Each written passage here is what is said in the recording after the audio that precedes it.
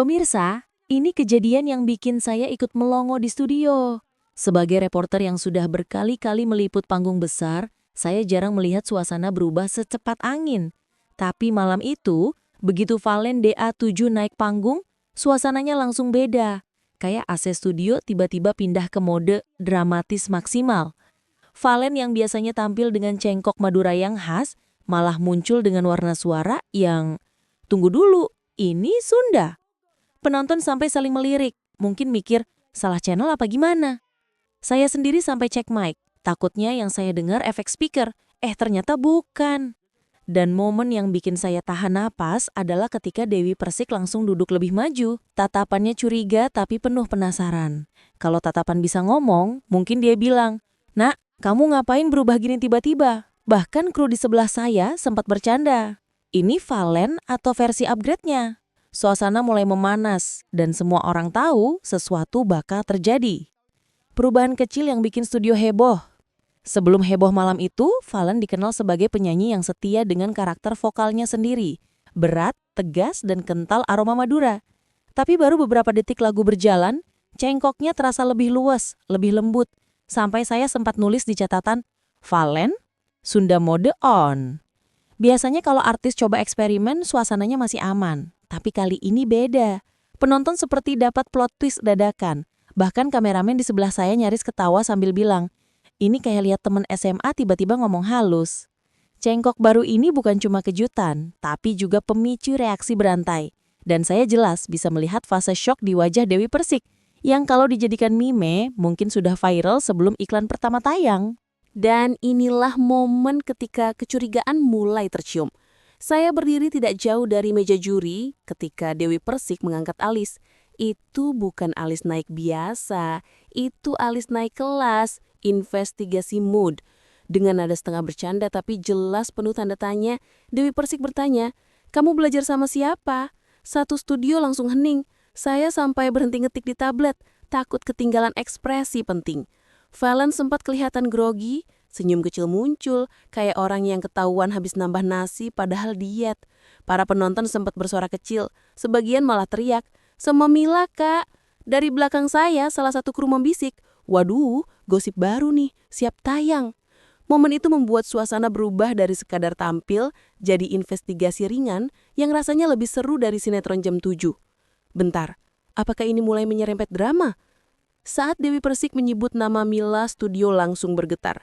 Not secara fisik, tapi secara gosip. Saya mendengar beberapa penonton tertawa kecil dan berbisik, "Wah, ketahuan nih, belajar sama yang jago Sunda."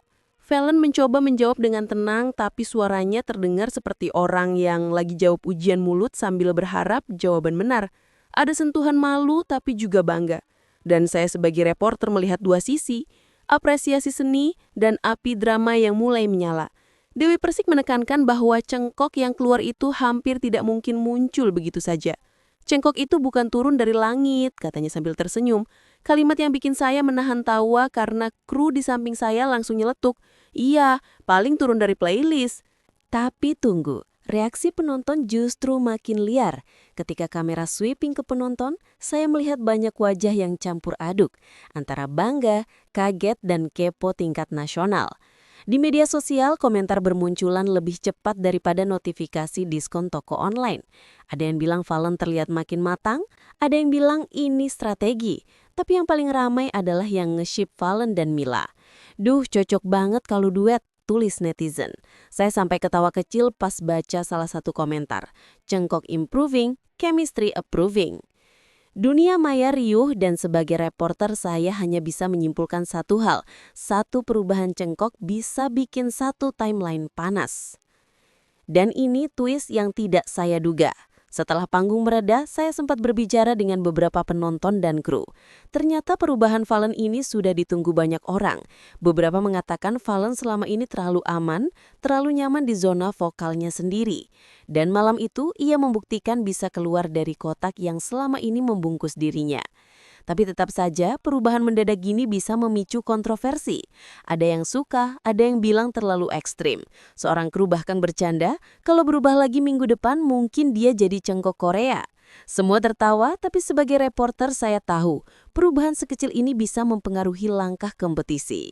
Pertanyaannya sekarang, apa arti semuanya untuk masa depan Valen? Dalam dunia kompetisi dangdut, inovasi bisa jadi penyelamat atau malah bumerang. Valen mengambil resiko besar dengan tampil berbeda.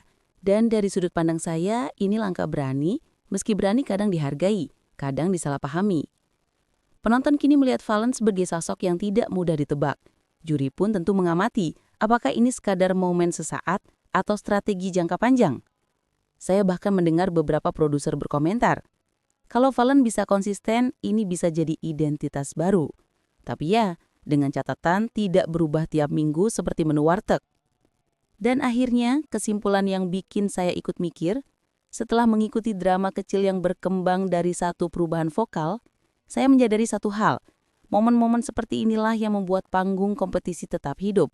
Valen bukan cuma bikin Dewi Persik shock total, tapi juga membuat satu studio ikut terlibat dalam perjalanan vokalnya. Apakah ini langkah matang atau eksperimen nekat? Itu terserah penonton menilai. Yang jelas, sebagai reporter saya bisa bilang, kejutan seperti ini adalah bahan bakar utama yang membuat tayangan tetap ditunggu. Jadi pemirsa, kalian tim Valen inovasi atau tim balik ke cengkok lama? Pemirsa, itulah rangkaian kejutan yang terjadi malam ini. Sebuah perubahan kecil dari Valen, tapi efeknya luar biasa. Bisa bikin juri shock, penonton heboh, dan timeline media sosial penuh teori. Dunia dangdut memang selalu punya cerita baru, dan tugas saya adalah memastikan kalian gak ketinggalan satu detiknya pun.